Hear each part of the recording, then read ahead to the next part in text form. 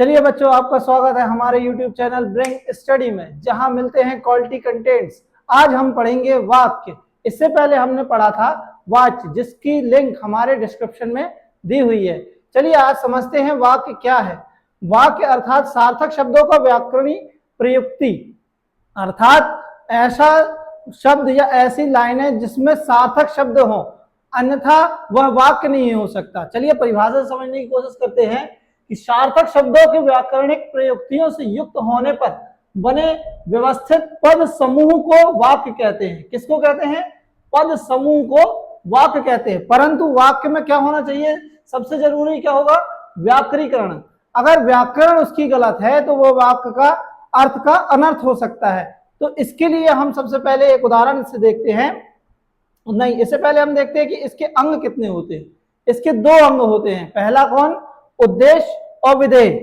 क्योंकि वाक्य लिखने से पहले हमको उसका उद्देश्य मालूम होना चाहिए कि किस उद्देश्य से हम कौन सा वाक्य लिख रहे हैं। फिर उसमें विधेय यानी किस उस उद्देश्य के बारे में समझाना पड़ता है कि क्या है। तो दोनों चीज को समझने के लिए आगे बढ़ते हैं कि वह क्या है। उद्देश्य और विधेय क्या है? उद्देश्य वाक्य में जिसके विषय में कुछ बताया जाता है, यानी जिस विषय में कुछ बताया जा रहा है वह हमारा क्या हो जाएगा? उद्देश्य। आज जैसे कि आप मेरे विषय में या चैनल के विषय में अगर मैं बता रहा हूं तो हमारे लिए उद्देश्य क्या हो जाएगा? चैनल हमारा। ठीक इसी प्रकार विधेय। विधेय क्या है? वाक्य में विषय के बारे में जो कुछ कहा जाता है। अर्थात जैसे कि अगर हम चैनल के विस्तार यानी चैनल के बारे में जो बता रहे हैं तो वह हमारे लिए क्या हो जाएगा? विधेय हो जाएगा। ठीक, उदाहरण देखते हैं। जैसा कि लिखा है, फूलचंद का भाई आनंद मंच पर फिल्मी गाने गाता है। ठीक, अब यहाँ पे हमारा उद्देश्य क्या है? आनंद। क्या है? आनंद। जिसका विस्तार क्या है? उद्देश्य का विस्तार क्या हो रहा है? फूलचंद का भाई। फूलचंद का भाई जो है वह हमारे उद्देश्य के बारे में बता रहा है। आनंद का ही भाई कौन है? फूलचंद है। ठीक, अब यहाँ पे विधेय क्या हो जाएगा? गाना गाना। क्या हो जाएगा? गाना गाना। ठीक, इस तरह हम इन दोनों को समझते हैं। अब आगे बढ़ते हैं कि वाक्य के भेद क्या है। वाक्य के भेद क्या है? वाक्य मुख्यतः दो भेद होते हैं। कौन कौन से? एक हो जाएगा अर्थ के आधार पर और दूसरा हो जाएगा रचना के आधार पर। अब अर्थ के आधार पर जो वाक्य है इसको आज हम कंप्लीट करेंगे। ठीक, अर्थ के आधार पर। तो अर्थ के आधार पर मुख्यतः 8 प्रकार होते हैं जो कि हम इस वीडियो में कंप्लीट करेंगे। चलिए आइए देखते हैं कि अर्थ के आधार पर वाक्य 8 प्रकार के होते हैं। कौन कौन से? विधानवाचक, प्रश्नवाचक, इच्छावाचक और संदेहवाचक। फिर निषेधवाचक, आज्ञावाचक, विस्मयवाचक और संकेतवाचक। तो हम इसे सीरीज वाइज पढ़ेंगे। पहले विधान, फिर निषेध, फिर प्रश्न, फिर आज्ञा, फिर इच्छा, फिर विस्मय, फिर संदेश और फिर संकेत। तो सबसे पहले हम समझने का प्रयास करते हैं विधानवाचक वाक्य। विधानवाचक वाक्य क्या है? जैसा कि आप शब्द से ही समझ रहे होंगे कि विधान क्या है। विधान अर्थात ऐसे वाक्य जो सकारात्मक हो, जिसमें जो भी क्रिया कही गई हो वह पूर्णतः संपन्न हो गई हो। परिभाषा देखते हैं कि जिन वाक्यों में सकारात्मकता होती है तथा करने सूचना या संदेश का बोध हो उसे हम विधानवाचक वाक्य कहते हैं। जैसे वह नाश्ता करके चली गई। वह नाश्ता करके चली गई, यह हमारा क्या हो जाएगा? विधानवाचक वाक्य। इसका सबसे सरल तरीका है पहचानने का कि वाक्य में नहीं या मत या ऐसे जैसे कोई भी शब्द प्रयोग में नहीं होते। यहाँ पे वाक्य पूर्णतः शुद्ध होता है और नकारात्मक नहीं होता। चलिए इसके बाद का जो वाक्य होगा उसमें नकारात्मकता होती है। जैसे कि हम देखते हैं निषेधवाचक वाक्य। अब निषेधवाचक वाक्य क्या है? जिन वाक्यों में नकारात्मकता होती है, यानी जहां पे नहीं या ना या मत का प्रयोग होता है, ऐसे वाक्य हमारे कौन से कहला जाते हैं? निषेधवाचक वाक्य कहलाते हैं। परिभाषा देखते हैं। जिन वाक्यों में नकारात्मकता हो या नहीं, ना, मत जैसे शब्द आते हैं वह निषेधवाचक वाक्य कहलाते हैं। जैसा कि यहाँ उदाहरण से ही स्पष्ट है कि वह कार चलाना नहीं जानता। जहां पे मुख्य, जैसे कि आपको उदाहरण दे दे और परीक्षा में पूछ ले कि यह कौन सा वाक्य है, तो आप कैसे पहचानेंगे? नहीं। जहां पे नहीं का प्रयोग हो रहा है वह कौन सा वाक्य हो जाएगा? निषेधवाचक वाक्य। इसी प्रकार अगला कौन सा वाक्य है? प्रश्नवाचक। प्रश्नवाचक वाक्य का एक मुख्य जो तरीका है पहचानने का, वह क्या है? उसमें प्रश्नवाचक चिन्ह लगा रहता है। कौन सा चिन्ह लगा रहता है? प्रश्नवाचक, जो कि सबसे सरल है इस सीरीज में। इन वाक्यों में सबसे सरल कौन सा आता है? प्रश्नवाचक वाक्य, जिसको पहचानने का सबसे सरल तरीका क्या हो जाएगा कि वाक्य में क्या लग जाएगा? प्रश्न का चिन्ह लगेगा, और वह क्या जैसे शब्दों से शुरू होता है।